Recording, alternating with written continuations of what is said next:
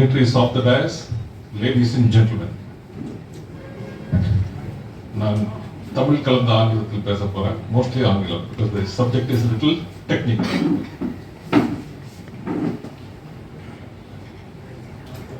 No man can serve two masters is a biblical saying.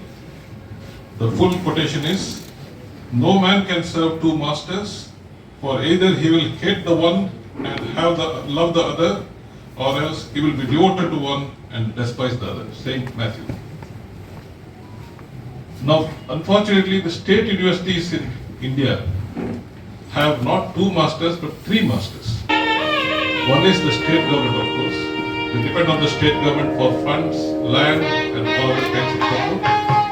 The second is the governor, who in his capacity as chancellor of the universities is the head of the university. Many people think that the governor has been designated chancellor in order to insulate universities from politics, and that this is a constitutional position. Not true. Governor became chancellor of universities because of the colonial era decision. I'll come to that later. So this is a colonial British era belief. And whereas our governments always keep talking about decolonizing the country, this is one colonial era belief they don't want to discuss. I'll come to that also later. The third boss, so to say, member of the mass of state universities is UGC. You all know the story of the camel in the Arab Street, I suppose. The camel, whatever, the tentacular, somehow fluid and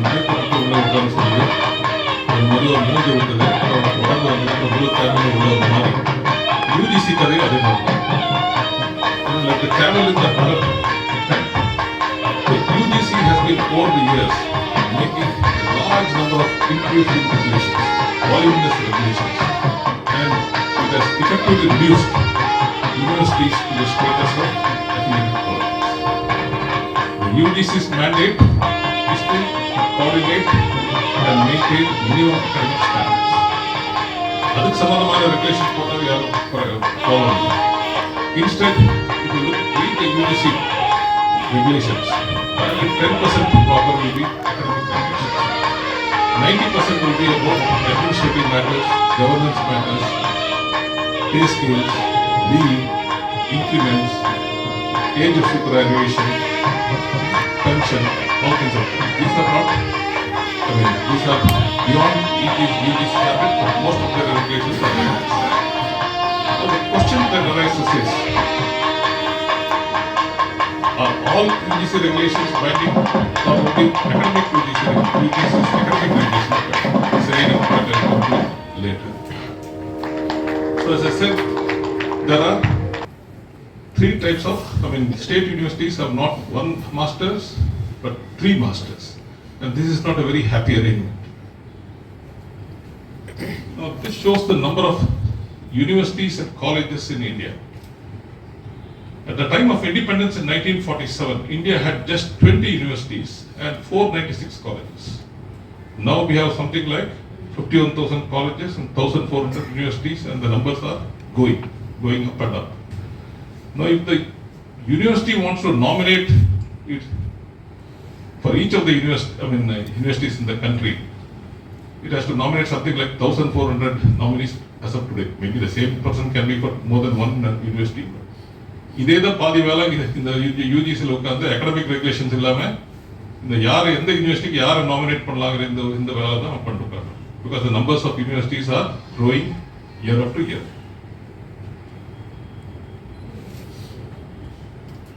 Now this shows the breakup of universities in India. Till last year, state public universities were the single largest component. But from this year onwards, state private universities have overtaken state public universities. Whether this is a good thing or a bad thing is a subject for another debate, another talk. I will not go into that.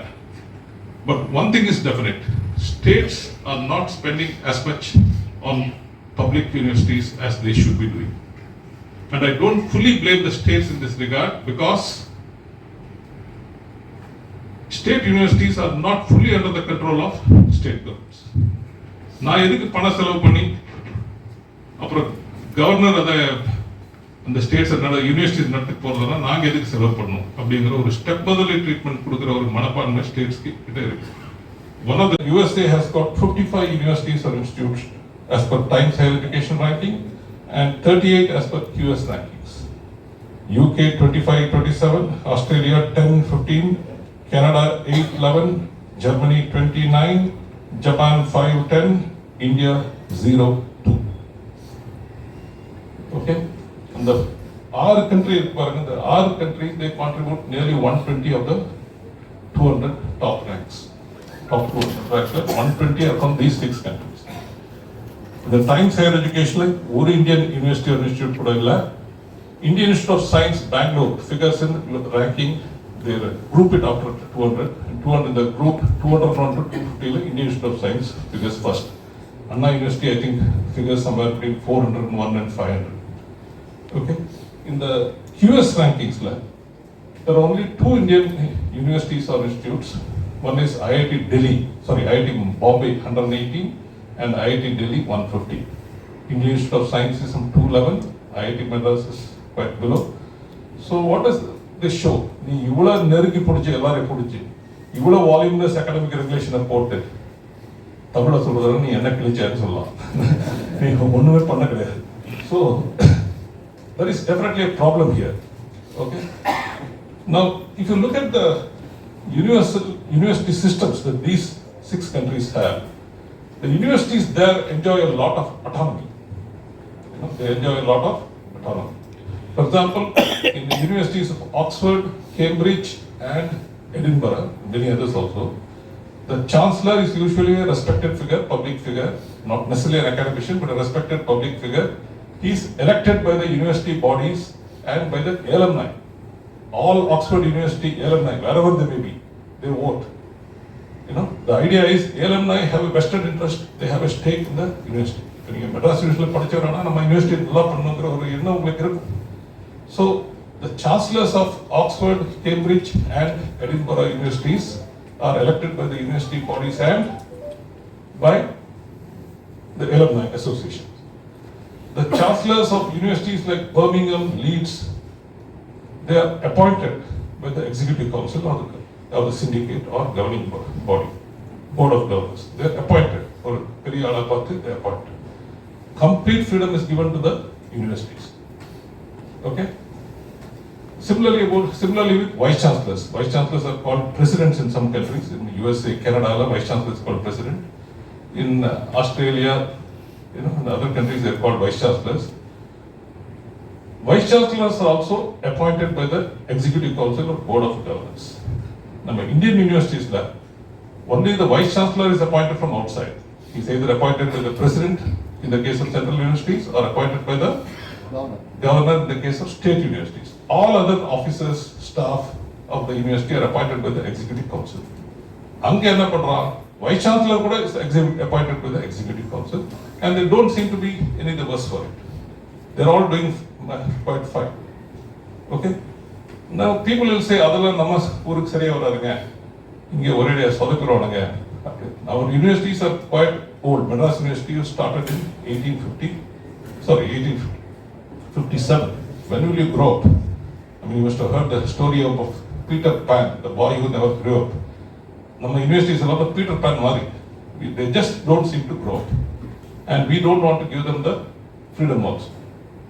I'll just give you a small example. Madras University, for example, the search committee for selection of vice chancellor, there are 3 nominees. One nominee of the chancellor, one nominee of the syndicate, one nominee of the senate. Okay? I think this nominee of the chancellor is wrong. Yeah, chancellor தான் appoint பண்ண போறாரு. அவரே ஒரு nominee போட்டுக்கிட்டா. நான் இப்போ ஒரு professor நான் தான் சான்சலர்னு வச்சுக்கோங்க. ப்ரொஃபசர் கருணானந்தம் ஈஸியாக கொண்டு வரணும்னு நான் முடிவு பண்ணிட்டேன். நான் அதுக்கு தகுந்த மாதிரி நம்ம ஞானராஜசேகரனை என்னோட நாமினியாக போட்டுக்குவேன். அவர்கிட்ட சொல்லுவேன் கருணானந்தம் பேர் தான் நீ ரெக்கமெண்ட் பண்ணணும். மற்ற 2 பேர் என்ன பேரோட ரெக்கமெண்ட் பண்ணிட்டு கூட எனக்கு கவலை இல்லை. நான் I choose only Karunanandam. So the person who is making the ultimate choice, he should have a nominee. அதே தப்பு.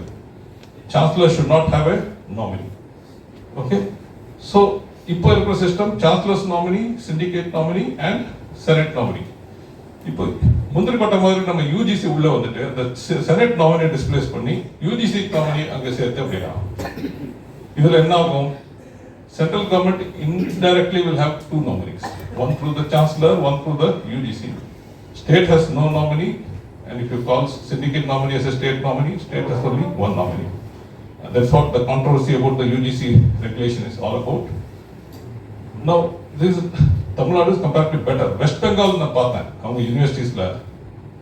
The search committee, you will be shocked to know, consists of 5 members, one nominee of the chancellor, that is governor, one nominee of the chief minister, one nominee of the state government, chief minister illama state government or nominee, one nominee of the UGC, and one nominee of the state council of higher education. 5 பேருமே அவங்க ஆளுங்க தான்.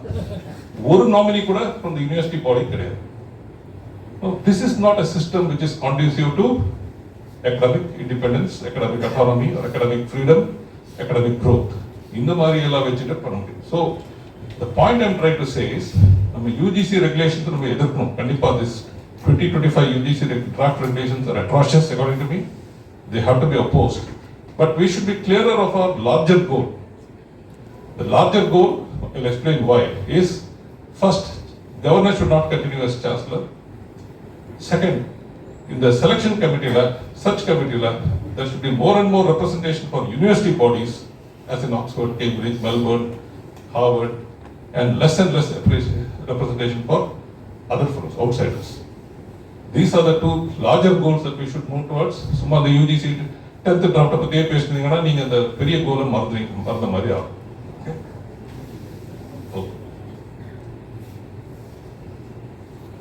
Now the first question is, should governors be chancellors of universities? உங்களுக்கு எல்லாம் தெரியும், the first 3 universities were established in 1857 by the British at Calcutta, Bombay, and Madras. That time, there was a British governor ruling each of these presidencies. The British made the governor the ex officio chancellor of these universities, not to give them autonomy, but to keep them firmly under the government's control. Okay? As chancellor, the British governor could appoint vice chancellors. He could nominate certain number of members to the syndicate and other university bodies. It was his duty to approve the subordinate legislation or delegate legislation. I'll come to that point later. He had to approve that, and he used to preside over the convocation. At least he had a full grip. Okay.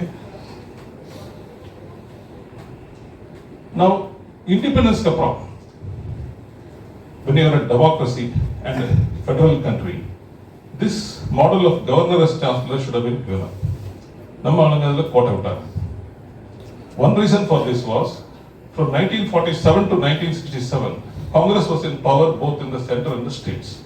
CMs are all powerful, governors are only ceremonial figures.